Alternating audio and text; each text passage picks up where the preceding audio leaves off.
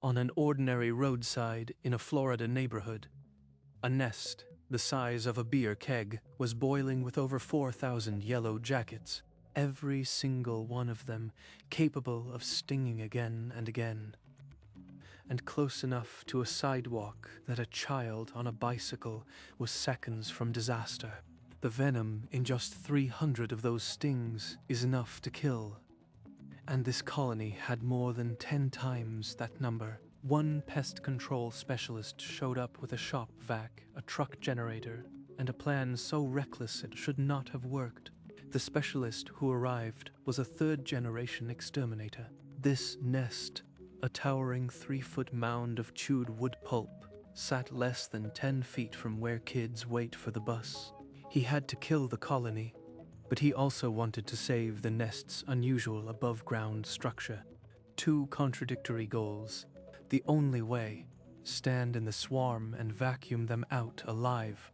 The man behind the respirator that day had spent years clearing hornet nests across central Florida. He had seen nests in walls, in car engines, under porch eaves the size of basketballs. But when he pulled up to that patch of roadside grass near a culvert, he stopped his truck and just stared. Yellowjackets are ground wasps. Their entrances usually sit flush with the soil, a hole no wider than a quarter, practically invisible until you step on it. This one was different. A tunnel of gray paper spiraled upward from the earth, twisting like a termite mound, standing 36 inches above the ground. He later told viewers it was the most massive above-ground yellowjacket nest he had ever encountered in his career, and that was before he understood what was underneath it. He had two impossible jobs.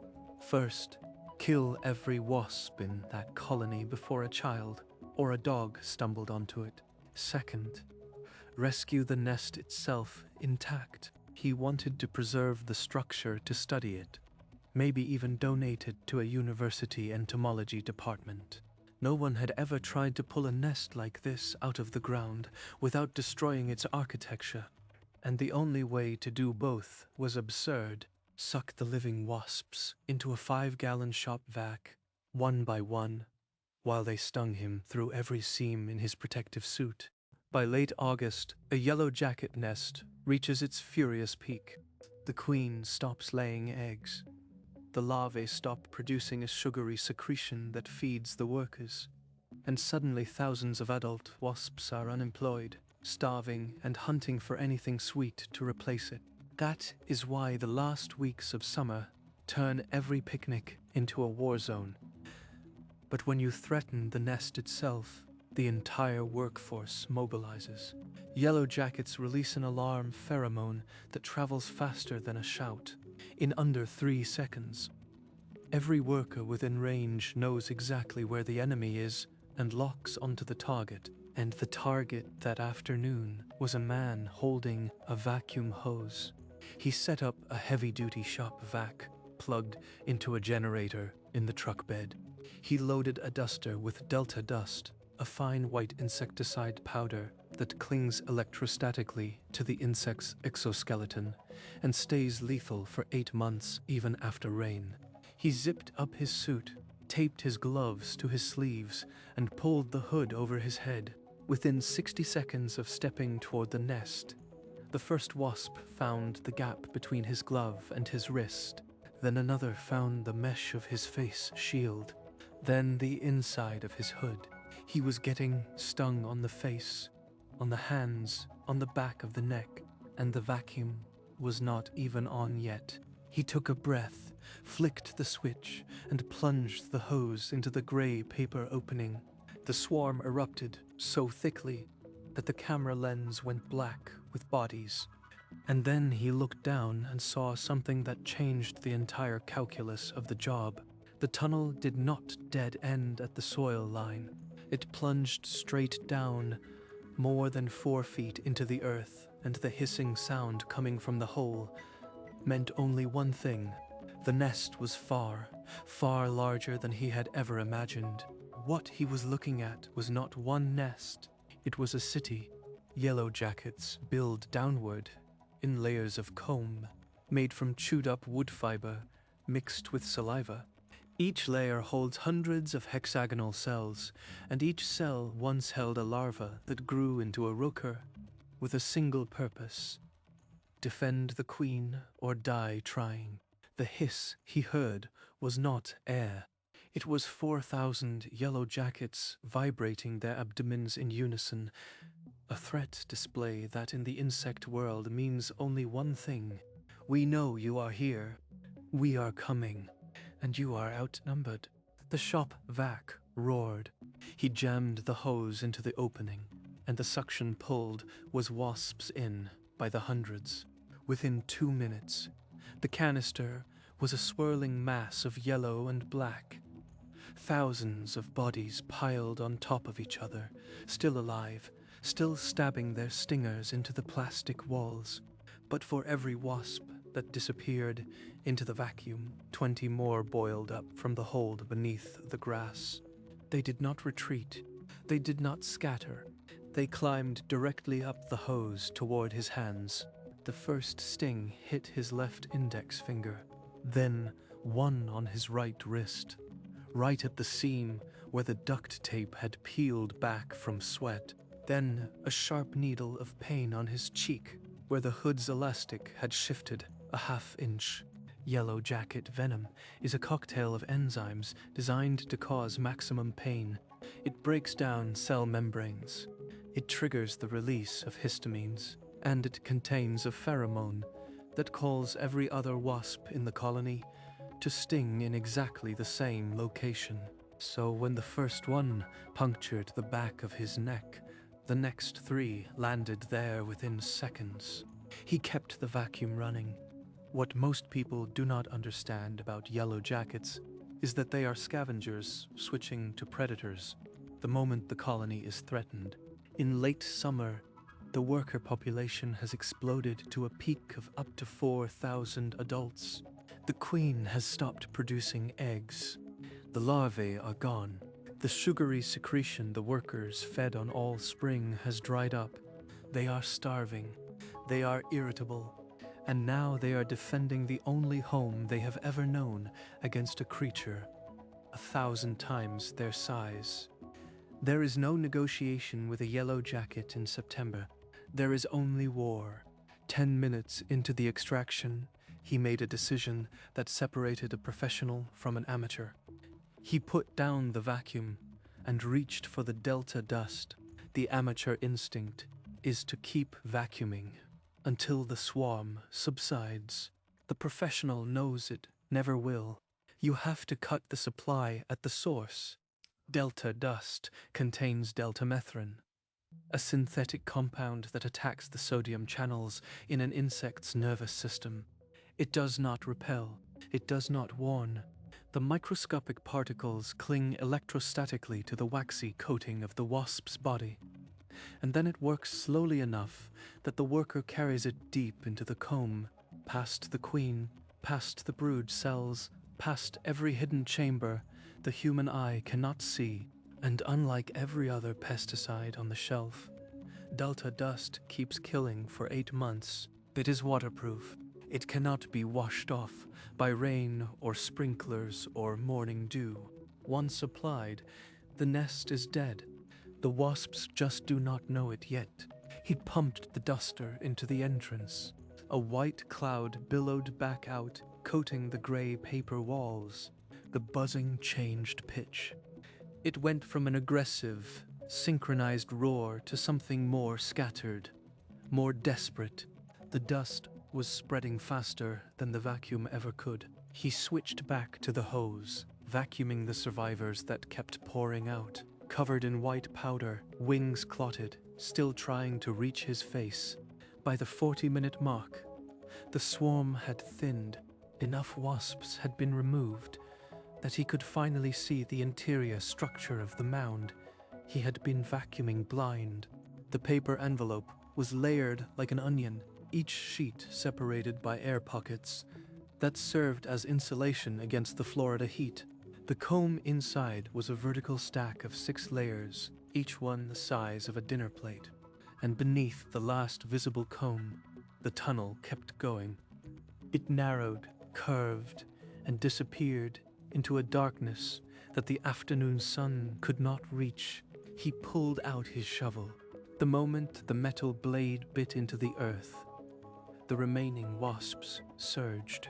The ones that had been hiding in the lower chambers erupted upward in a final, coordinated counterattack. They covered his gloves. They crawled inside his hood in numbers he had not yet experienced. Later, he would count over 40 stings on his body. But in that moment, he was not counting. He was digging, because he had realized something that made the stings irrelevant. The tunnel did not just go 4 feet down. It turned horizontal. It ran beneath the grass, parallel to the road, and based on the density of wasps still emerging, the underground portion of this nest was larger than the 3-foot tower that had initially shocked him. Much larger. He lifted the shovel for another swing, and the wooden handle snapped clean in half. He laughed into the camera, made a remark about someone named Randy owing him a new shovel, and kept digging with the broken shaft, because he needed to see where the tunnel ended. He needed to see what the queen was hiding. And when he finally broke through into the lowest chamber, the sight in front of him was not a queen's cell surrounded by a few hundred loyal workers. It was a secondary nursery, filled with larvae that were not supposed to be there this late in the season. The colony was not dying, it was splitting. A new generation of fertile queens was about to hatch, each one programmed to fly away, mate, and start a new nest of 4,000 defenders next spring. He had not saved this neighborhood from one infestation. He had stopped a dozen future ones in the moment before they were born, and the clock was not on his side. The larvae he found were not ordinary worker brood. They were future queens, and they were days, maybe hours, from chewing through the silk caps of their cells and crawling out into the world. Each one would mate, drop into hibernation, and emerge next spring to lay the foundation of a new empire of 4,000 stingers. There were 14 of them in that underground chamber. 14 new colonies waiting for a green light. The math was immediate. 14 times 4,000 equals 56,000 yellowjackets in a single radius by the following September. The same road, the same neighborhood, the same children at the same bus stop. He grabbed the delta dust and pumped it directly into the lower nursery. The white cloud filled the chamber, settling on every shivering larva, every crawling worker, every sealed cell. Deltamethrin works by paralysis. The insect loses control of its nervous system, stops moving, stops breathing. The queen cells that had been twitching moments before went still. He pumped twice more, then a third time for certainty.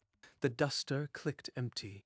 The underground city was now a crypt, but the above-ground monument still stood, and that was the second goal, to preserve the structure. He could not simply shovel it into a bag.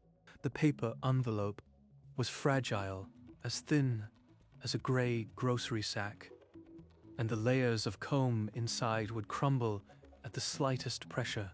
He had to lift it from the earth in one piece, a 3-foot tower connected to a root system of pulpy tunnels. He circled the base with his broken shovel, cutting through the grass roots that anchored it. Every few seconds, a surviving wasp would crawl up from some overlooked crevice, stagger into the daylight, and make one last charge.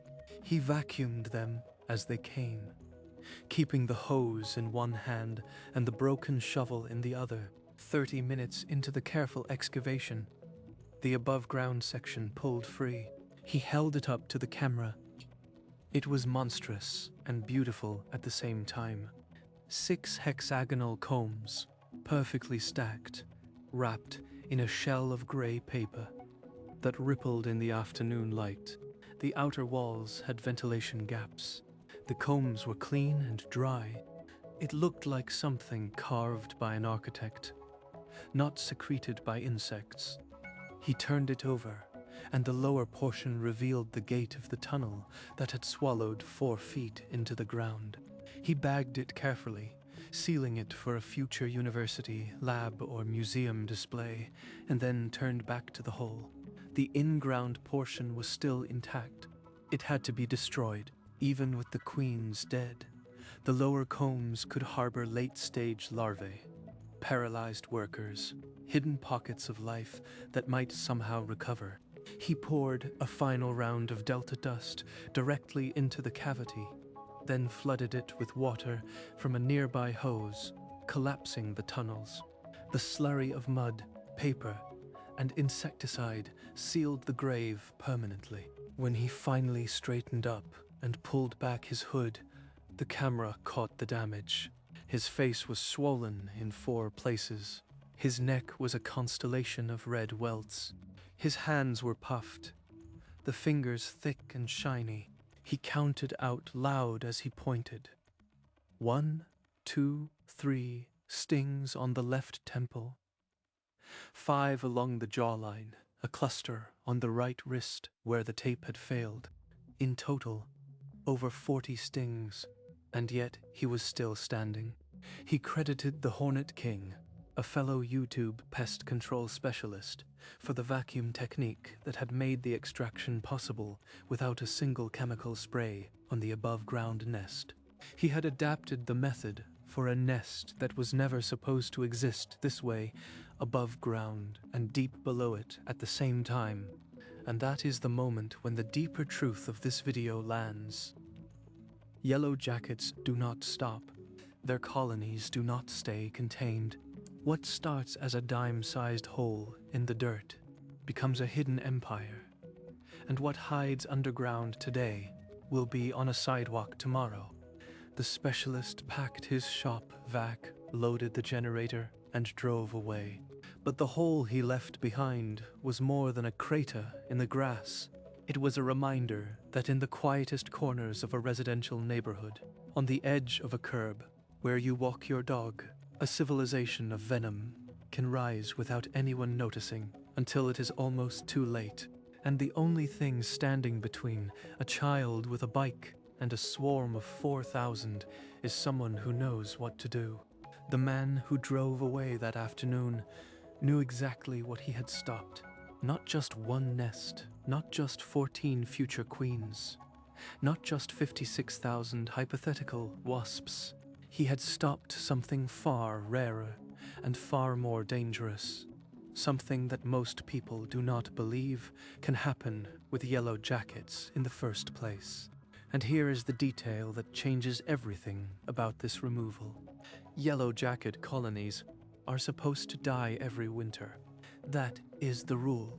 The workers freeze, the old queen perishes, and only the newly mated queens survive by burrowing into leaf litter to hibernate until spring. That is why nests only grow for 1 season. That is why a nest in August is as large as it will ever get. But in Florida, winter does not always come. When the temperature stays above freezing, the worker population can survive, the queen can keep laying, and the colony does not die. It doubles. What the specialist pulled out of that roadside grass was not just a bumper crop of late summer fury. It was almost certainly a perennial nest, a colony that had already survived 1 winter, maybe 2, a nest that had been growing not for 6 months, but for 18, building layer upon layer of comb, breeding generation upon generation of workers, and pushing its architecture upward from the ground because the underground cavity had filled to capacity years ago. That is why the entrance towered 3 feet above the soil. That is why the tunnels plunged deeper than any textbook said they should. That is why the lower nursery held 14 queen cells. At the exact moment the nest was still swarming with healthy, aggressive workers. It was a supercolony in the making, the insect version of a city that refused to die. The bagged nest did not go to a trash bin. It made its way to an entomologist at a state university. Someone who had spent 20 years studying social wasps and had never seen an above-ground yellowjacket structure of that scale taken intact from the field. The combs were photographed and measured. The queen was extracted, a female almost twice the size of the workers. Her abdomen still swollen with eggs she would never lay. The paper envelope was opened under a microscope, revealing the chewed plant fibers that matched a crepe myrtle bush 40 feet from the nest site. Every stick, every particle of weatherproofing, every ventilation gap had been built from the neighborhood's own vegetation, carried one mouthful at a time by workers who never lived to see the cathedral they were constructing. And the location, just 10 feet from a sidewalk, beside a culvert, on a strip of grass maintained by the county, was no accident. Yellowjackets build where the ground is soft and the drainage is good. A roadside ditch after summer rains is perfect. The heat radiating off the asphalt warms the nest into the evening. The garbage cans at the nearby bus stop provide sugar in the form of soda drippings. The entire ecosystem had been feeding this monster without anyone noticing, until the day a specialist pulled up in his truck and saw the gray spire rising out of the grass. Like a warning flag, everyone had been too busy to read. He never did replace Randy's shovel. In the video comments, the joke became a running thread. But what stuck with the viewers who watched all the way to the end was not the humor. It was the 40-plus stings on a man who did not stop working. It was the sight of 14 motionless queen cells laid out in a perfect row, and it was the math they did in their own heads. The math of 14 times 4,000.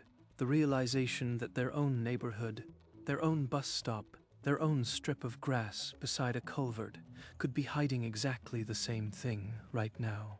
And that leads me to the single most important question this video leaves behind. How many perennial colonies are buried under the sidewalks you walk every day? How many roadside ditches, soft from summer rain and warmed by asphalt, are hiding a queen that survived last winter and doubled her army this year? The honest answer is that nobody knows.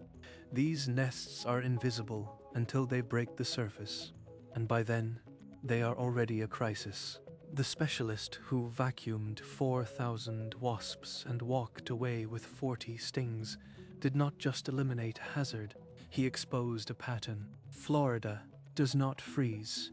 Mild winters are breeding supercolonies, and the only thing standing between your family and a discovery like his is awareness.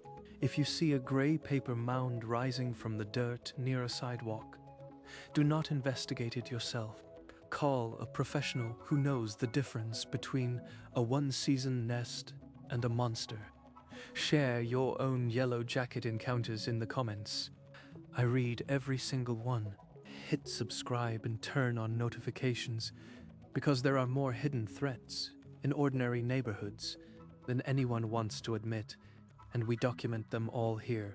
If what you saw today made sense to you, there is a special offer waiting through the link in the first pinned comment. It is the least I can do for people who understand that the real world is stranger and more dangerous than any fiction. Stay safe.